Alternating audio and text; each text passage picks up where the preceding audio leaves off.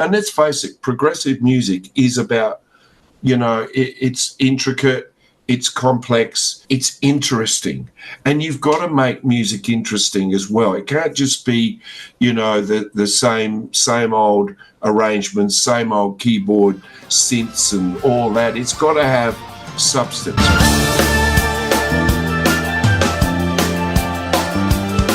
I was working for EMI Virgin, and as an executive doing marketing and sales, and I would regularly shop because I was going into stores. I'd regularly shop in the city, and I went to this particular place, and we would do contra, if you know what contra means. It means exchanging what you've got in your catalogue to the shop, and they give you what you want. In other words, in this case, I was huge Doctor Who. I'm a nerd.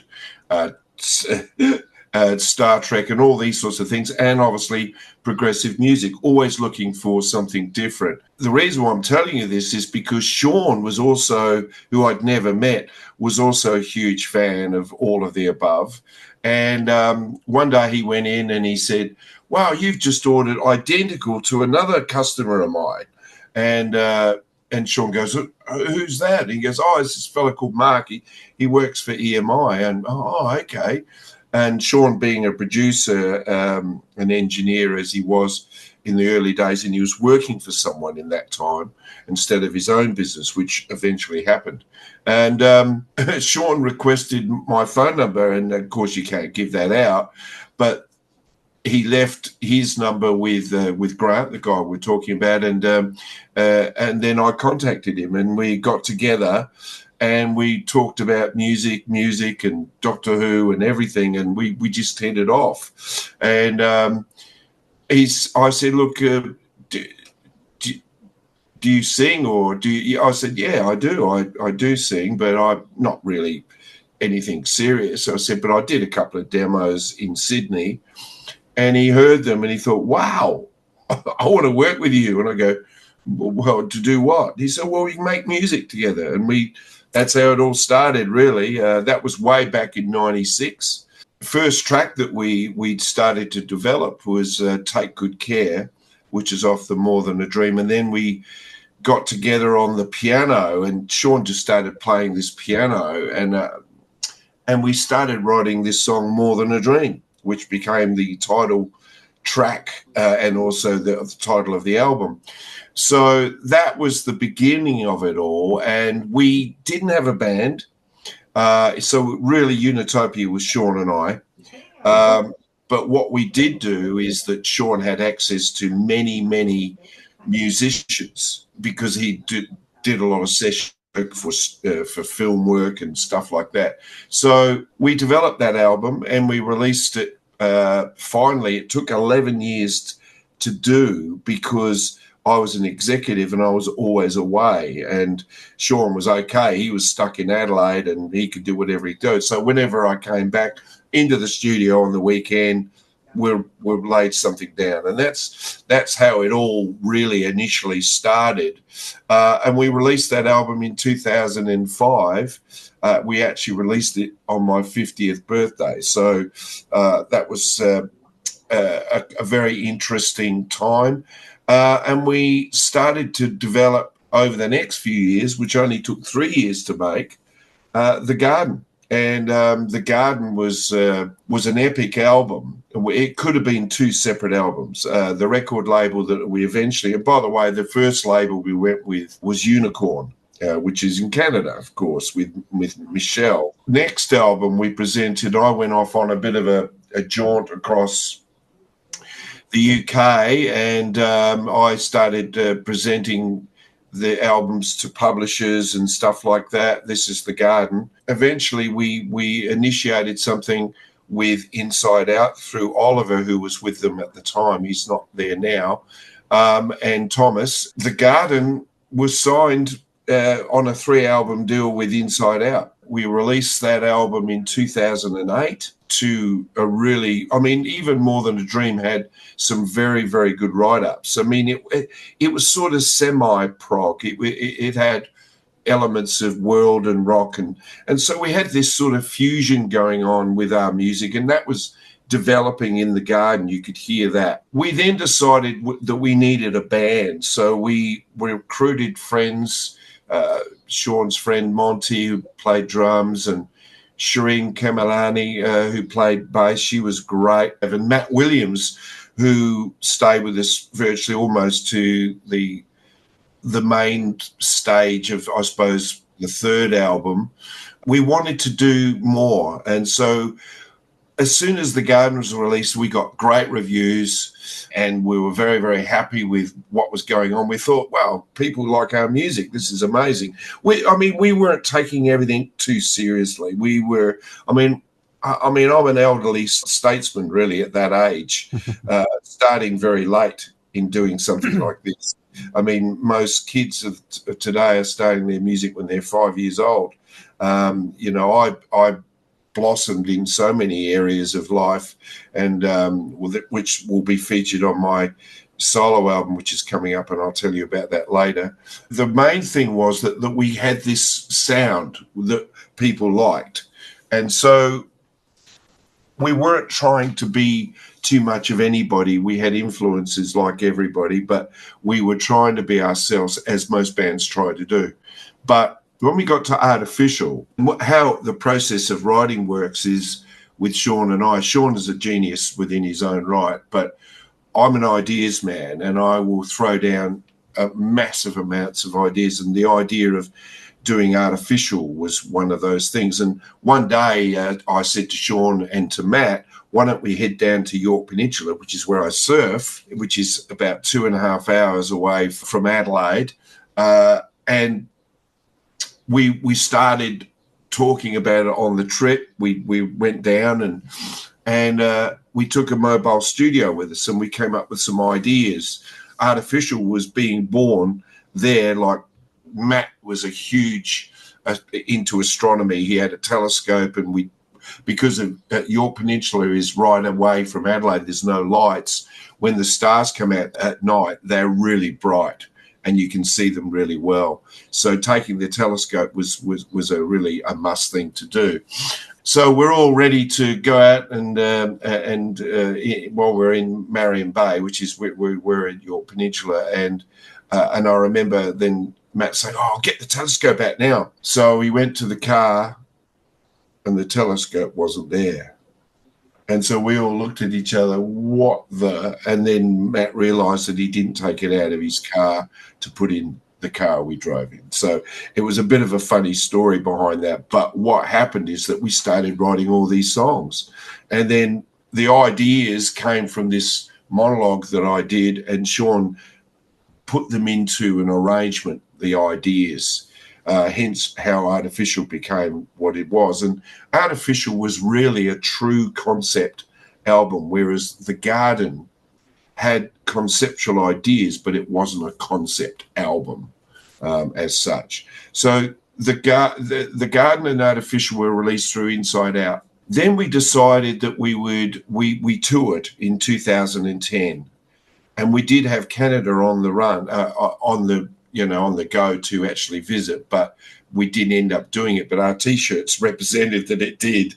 We had to cancel a gig at Rosfest because two of the members were in the band for the wrong reason. This is another lineup. Matt was still there, but we had a new bass player, a sax player, and a drummer. And the drummer was excellent.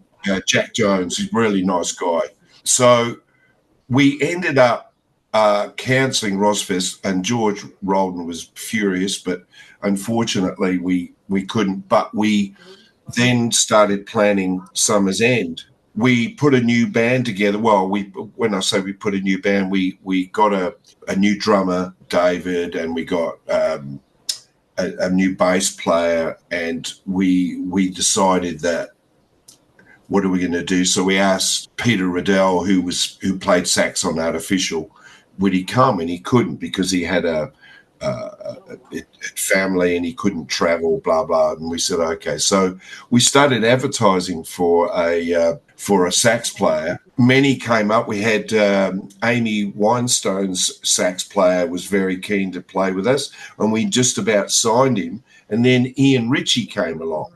Now, Ian Ritchie seemed to fit the whole mould of what we wanted to do, and we were afraid of what he was going to cost because he toured and produced Roger Waters. And so when when I asked the question, I said, we're going to be out of your price range. He said, how much you can get? And I said, look, we can give you £3,000 for the whole 13 gigs. And he goes, that's okay.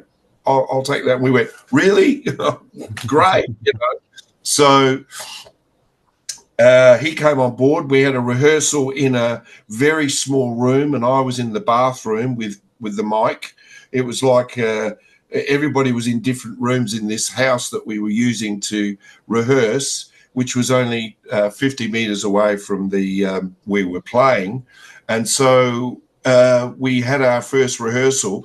And meanwhile, Ian Ritchie would go out in the paddock with cows and rehearse with his sax with cows everywhere in the paddock. It was hilarious. You had to be there. It was we did our first show and asked for it. We weren't a headliner, but we became a headliner because there were more people in our watching of our show than there were even with some of the headliners, which was amazing, which we were overwhelmed. I think Stephen Lamb, who wrote the book about the years of Summer's End, wrote about that, and it's a really wonderful story because we didn't know what to expect. We had no expectations. We played a gig in a TV station in the Netherlands. They had a viewership of 1.5 million people. We thought, wow, this would be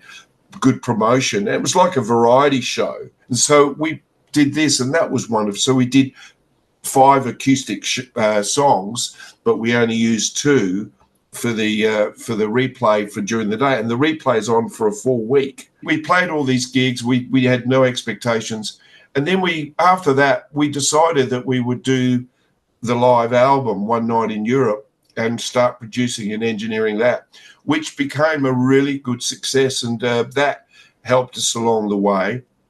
And then we had Cover Mirror that followed that, which was a covers album.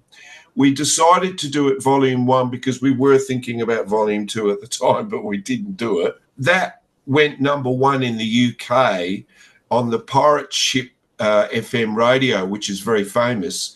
And it was there for 2 weeks at number 1, which was really, really good. And it's a nice album. It's not what I like doing. Sean's always done covers. He's done cover bands. He's really right into it. I said to him, if we do this, we've got to try and make these songs unrecognizable so that we're making them ours, not what they are, And in some parts we did achieve that, but in other parts maybe not. But that's only my point of view, but other people love it, and that's the main thing. And then after that, we started writing an album which was going to be called Turn Left, Turn Right. We wrote enough. We had 2 albums worth, so it was going to be a double album for sure. Then we had a bit of a mishap, a big misunderstanding, and I won't go into detail about that, and we broke away. And Sean and I had purchased, along with another chap, a studio so that he could not have to pay rent, and he had tenants in there. And so therefore we basically, we decided that we wanted to do more with the studio, and we did lots of little renovations. We put solar on it. We broke away for all the wrong reasons, not for music, but for administration issues. And we decided that we would just go our own separate ways, but we would take the songs that we'd recorded for our own projects, hence his first album, Southern Empire, my first solo project, UPF, and Fall in Love with the World. So I took a handful of songs and we duplicated because he wanted to do How Long and I called it Intersection instead of Crossroad. And eventually he did Crossroads, which I called Traveling Man, and he did Crossroads on the second album. So he had his Southern Empire, I had my UPF, and that journey grew, and UPF grew, Southern Empire grew. 3 albums from both of us. He's on his 4th one now. He rang me one day. This is a true story. And he didn't think I was going to speak to him because, we weren't on speaking terms. It wasn't nasty, but it wasn't, we just weren't talking. And he rang me and he said, "Hey, how you going? I hope you're well, blah, blah." And I said, "Yeah, I'm fine. Nice to hear your voice, blah, blah, blah." And he said, "I've had a call from the promoter, from Steve Hackett, who's coming out. This was for 2016, and he says he's coming out, and he needs to put a band together because he's not going to bring his touring band." I said, "Okay, what does that mean to me?" And he goes, "Well, I'm asking you if you want to join me, and I'm speaking to Steve, and we're going to play in his band." I go, "Okay." And I'd already been working with Steve, so I wanted to get verification on that. So I'd contacted Steve, and sure enough, that was what was going ahead. But then a couple of weeks later, the promoter came back to Steve and said, "Hey, I'm going to take a risk. I'm going to take your band."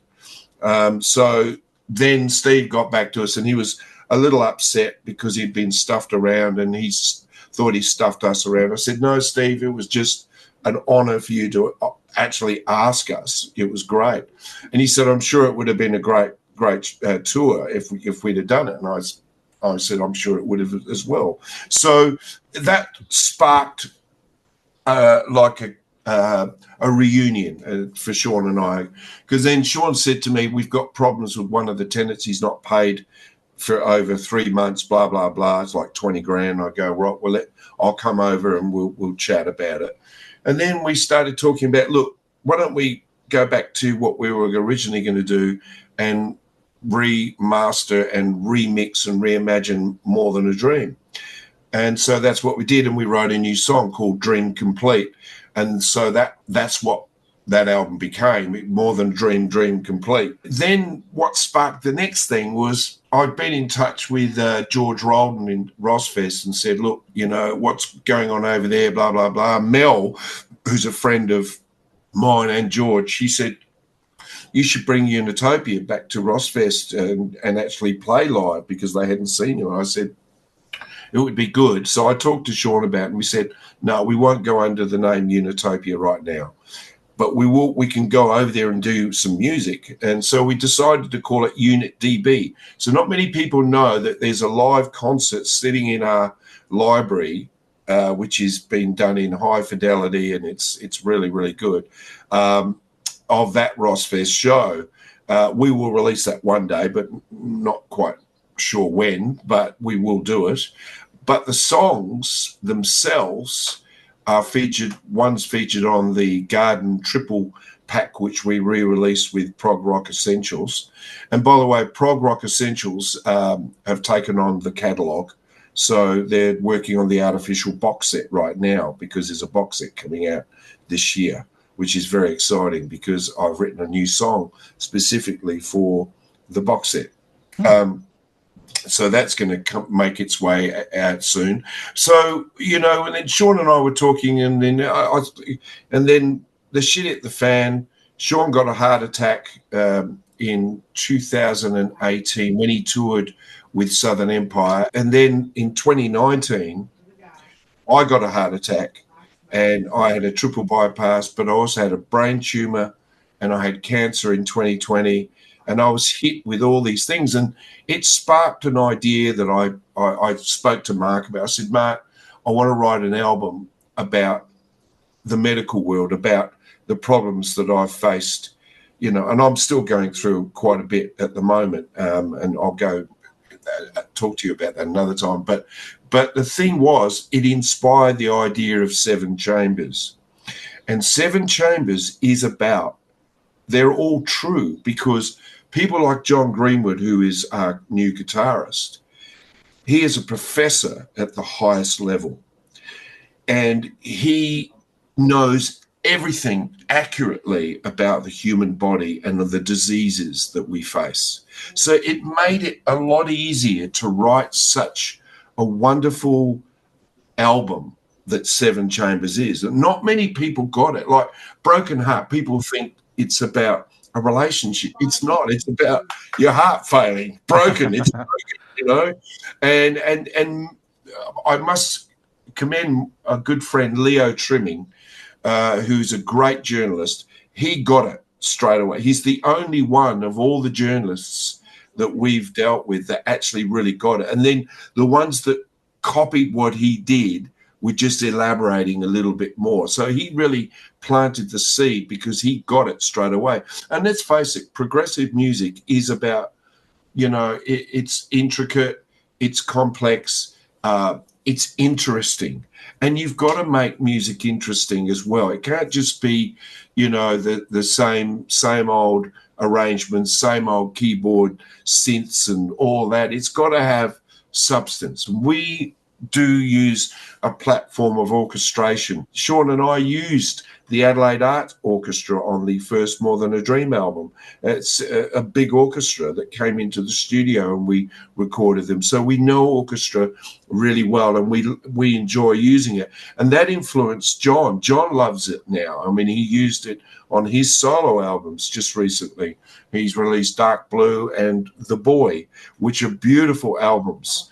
Seven Chambers, we were thought, well, it was virtually me and John writing Broken Heart and also The Stroke of Midnight first, and then we presented them to Sean. Sean got introduced to John then, and then we thought, well, gee, this is amazing. We should put a band together. So I said, well, I want to get my good friend Steve Unruh, who's over in Rhode Island there, who is my co-partner in UPF. And Sean said, yes, that's a great idea. You know, Steve plays many instruments. He's tops with violin, guitar, flute. He just does everything. And we then became four, and we thought, well, we need a good rhythm. So we searched around Adelaide, couldn't find really what we were looking for. Found one guy, but he was tied up with business. He was doing Cirque Soleil. We couldn't use him. So then we thought, well, why don't we get someone from overseas? And then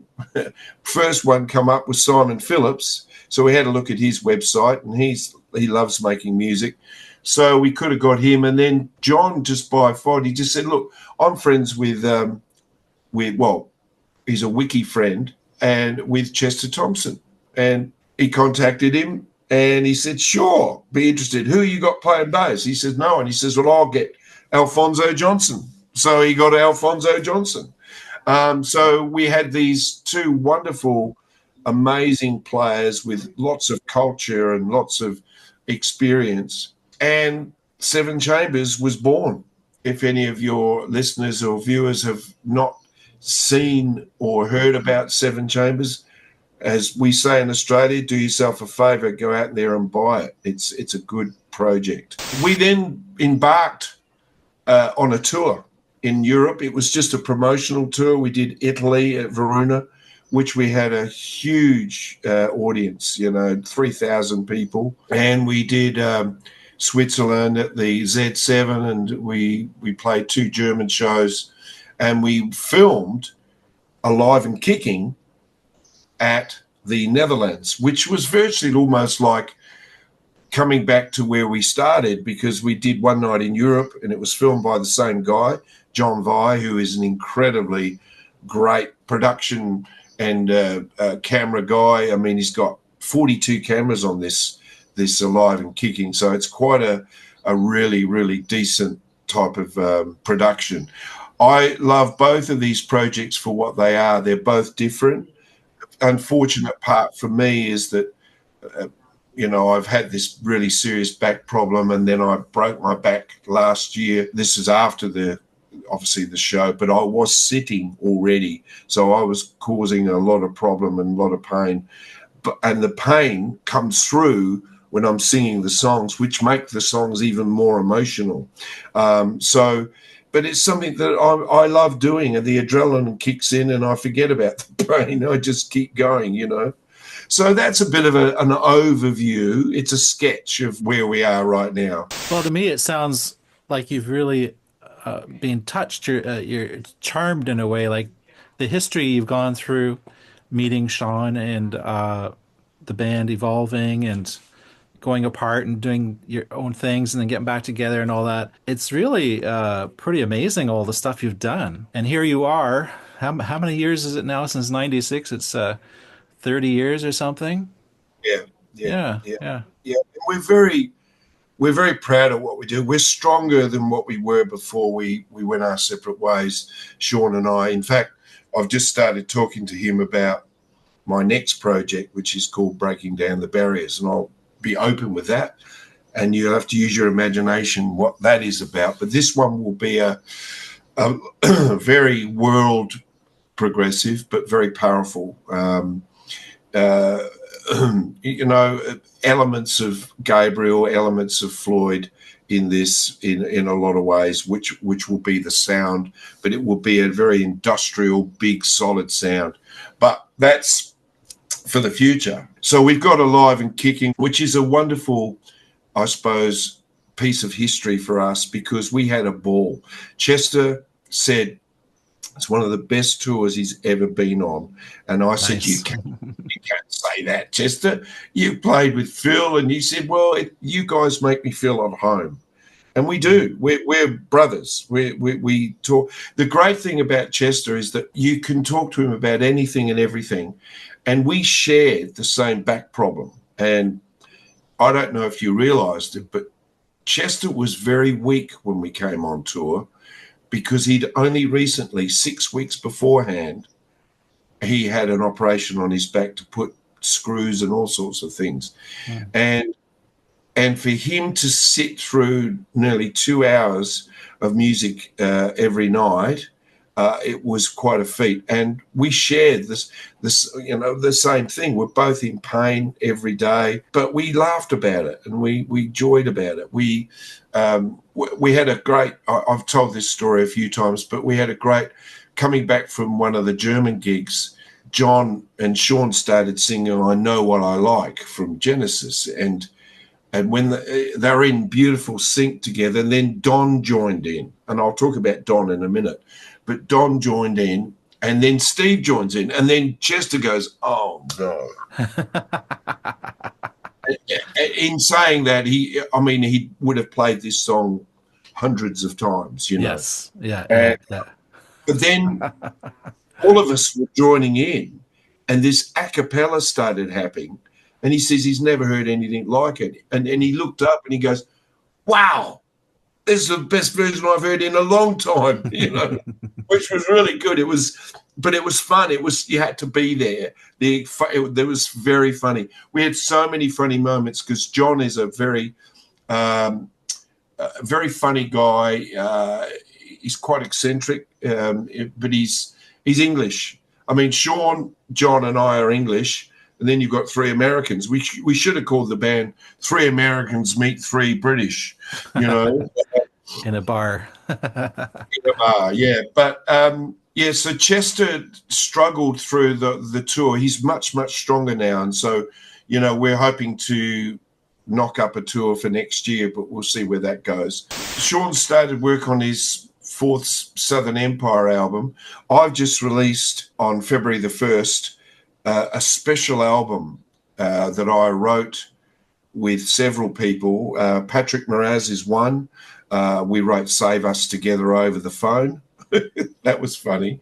I met Patrick in America in 2023, and it was all due to the big problem we had here in Udon with the flooding. We had it 2 years in a row. We had it last year and the year before. And I did a GoFundMe with it. While I was on tour, this was all happening. And I had to, Sapatra, my future wife, she went back to, she left Paris and went back to Thailand to help out with the cleanup. And I stayed on, but I could see what was going on. She reported to me every day. So this is why I decided to write a special album, and all proceeds for that album go to the restaurant. The song Save Us features Patrick Moraz, Chester Thompson, and Don Schiff. and Steve Unruh and Joanna St. Clair. There's some wonderful artists on here. I wrote a few of these songs with Steve Layton many years ago, and I resurrected them because we hadn't done nothing with them, and I got Dave Kersner to do an over arrangement on top of the arrangement. And Dave's a great musician, and as he's just released The Lamb Lies Down on Broadway, his rendition with many good artists like Francis Dunnery and so many more, Nick DeVirgilo. Thanks for all this information and the stories. It was wonderful. Everyone check the links below. Inform yourself if you don't know Unitopia like me. Catch up on their music. It's amazing music, a lot of amazing stories of good humanity behind it. And thanks so much for your time, Mark. Appreciate it. You're welcome. Thank you. Submit an act and listen.